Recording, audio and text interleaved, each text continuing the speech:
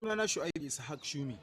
A matsayina na ɗan Kaduna, ban yadda ba, ban aminta ba, ba da ni ba a fasa kayan gwamnati, a sace dukiyoyin gwamnati ba na ciki. Sunana Muhammadu Sani.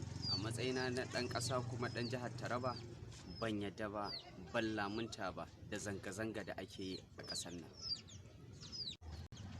Sunana Abdulhamid Suleiman, wanda aka fi sani da A-Style. A matsayina na Bakatsine, ban yadda ba kuma ban aminta ba da zanga-zanga da kuma kwashe kayan gwamnati. Lamunta da fasa sto ɗin gwamnati a kwashe dukiyan al'umma ba. Mu nemi ilimi mu tuna baya mu baro baya abin da za su faɗa shaye-shaye gidadanci zanga-zanga ko da dukiyar al'umma ba shine ci gaban ɗan Najeriya ba. Ku tuna abin da arewa ta kafu a kansu noma ilimi zaman lafiya ba da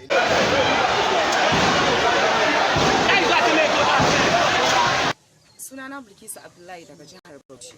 Ba sa hannuna, ban yadda da zanga-zanga a ƙasa ta Najeriya ba. Na ban yadda ba, ban amince ba, ban lamunta ba da fasa sto ɗin al'umma da ɗiban kayansu a matsayin zanga-zanga ba. Ban ciki kuma ba ni da sa hannu kuma ban shawarci wani da ya fasa ya harkar zanga-zanga ya kwashe dukiyar al'umma ba.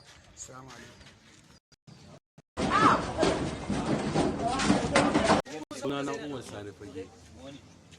Ba sa hannuna a zanga-zanga da ɗiban kayan gwamnati domin kayan gwamnati na al'umma ne kuma ni ɗan jihar Kano.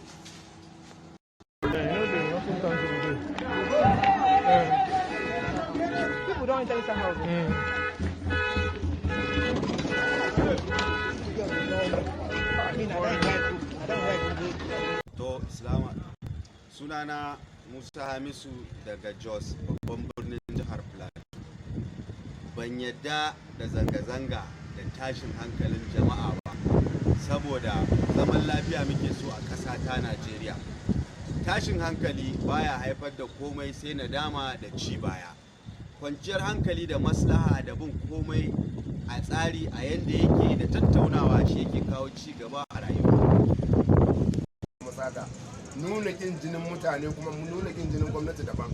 Saboda haka 'yan kasuwa da suke siyo kayan su sa da dukiyar su a shago, dan Allah dan Annabi muna kira da babban murya. Idan gasa da muna kada rabo kai to kasa ta Najeriya da aka yi haka mai zai aka yi tana magabata. To da action. Jama'a assalamu alaikum. Sunana Shu'aibu Adamu wanda ke gari Gombe State, karamar hukumar Kaltungo.